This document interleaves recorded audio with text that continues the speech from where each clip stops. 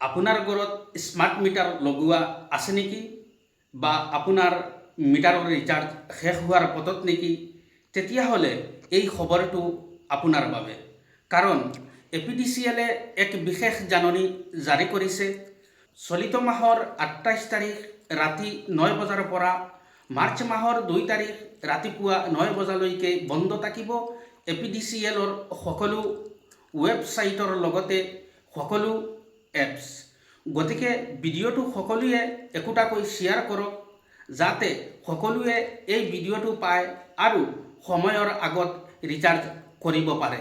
আপোনাৰ ঘৰত smart meter লগোৱা আছে নেকি বা আপোনাৰ মিটাৰৰ ৰিচাৰ্জ শেষ হোৱাৰ পথত নেকি? তেতিয়াহ'লে এই খবৰটো আপোনাৰ বাবে। কাৰণ APDCL-এ এক বিশেষ জাননী জাৰি কৰিছে।